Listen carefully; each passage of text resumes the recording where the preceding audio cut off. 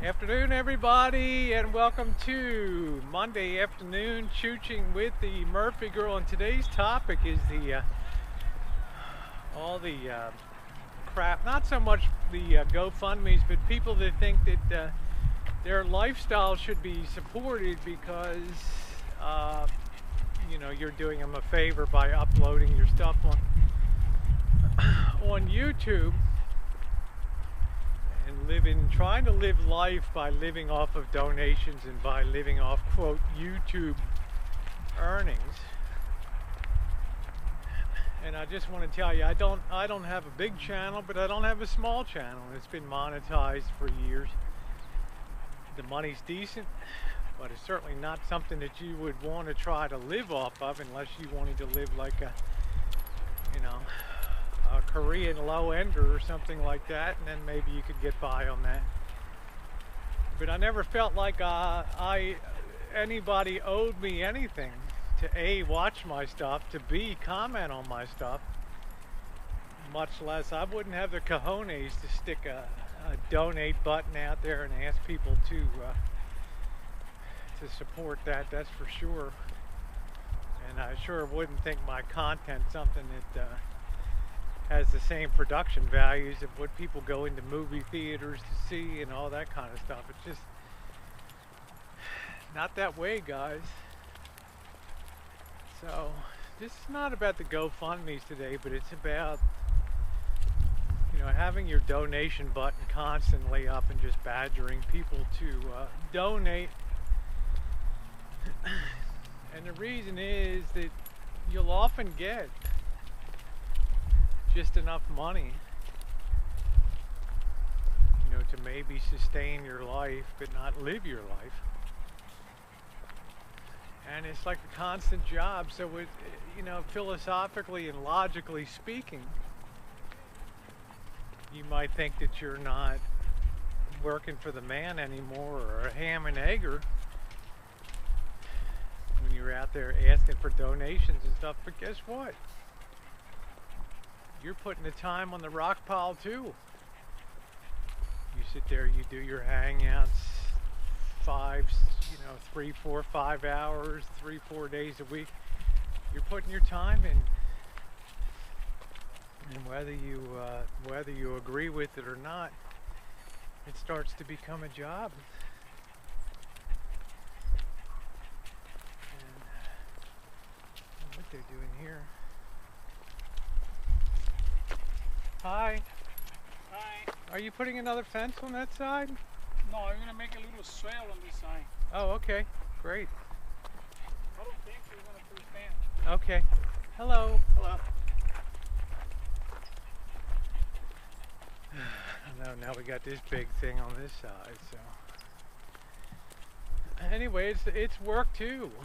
And to me, it's like two bad things come from that. You're never going to get a lot of money. So you're always going to have to live a very low level life.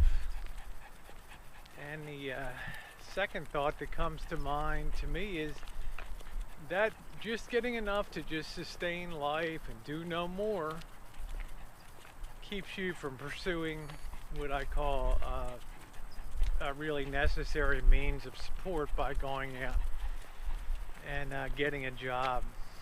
Now some people will say, well, that is my job, I'm an entertainer and blah blah blah. Well, then I would say on YouTube you're pursuing the wrong venue when it comes to that, because the truth be told,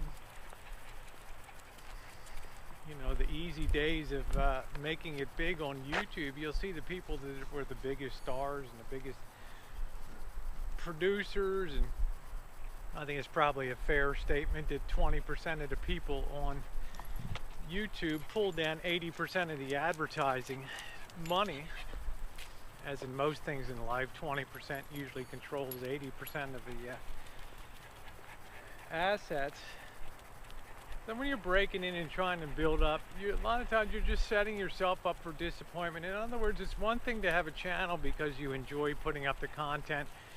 Then if a few pennies or a few dollars flow your way, great. It's like found money. But if you're trying to support yourself on that and You try to do that for 1 year, 2 years, 3 years, and then at the end of it all, you fail, or you can't do it anymore because you don't have enough money to repair your rig or do some big bill comes up. You're out of the game. And the reality is, for a lot of these people, you've lost your prime earning years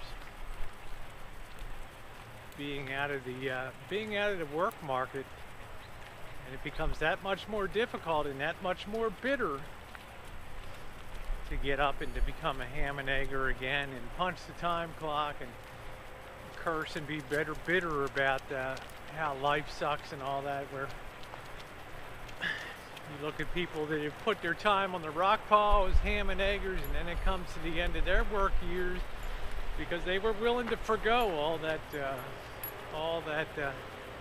what would you call it, self-actualization, or that me and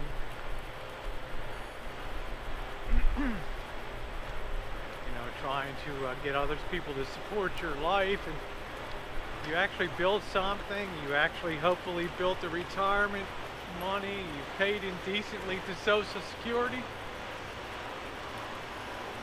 and I'll tell you, you got a lot less worries in life.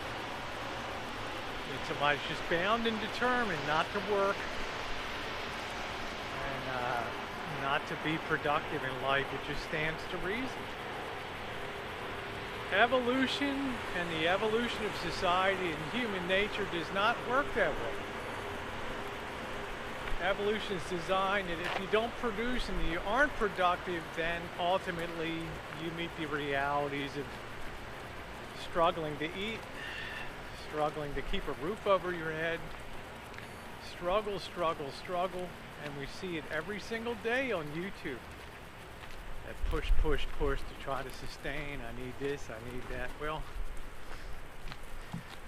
this is honestly the forces of evolution at work, where the strong and the smart survive, and the people that squirrel their nuts away, so to speak, and plan for later in life, yeah, they might die along the way. They might, well, so what? Statistically, they have a much better chance of coming in on top. So just to wrap it up, my big problem with all the perpetual donation buttons and what I call the e-begging is that it's really giving you enough to sustain life on, but it's not giving you enough to live on. And that's the big difference. And that, I think, is the real weakness of that whole approach, is all those valuable years you've lost, where over that period of time, yeah, you might start low level, but you actually might migrate, get your raises, and achieve something in life and be part of something and be productive and go to bed at night and know, I earned my keep. I didn't beg for it, I earned it. And therein, my friends, lies the real difference. All right, everybody, thanks for being along today on the Chooch, and always fun to be here with you. Have a good one.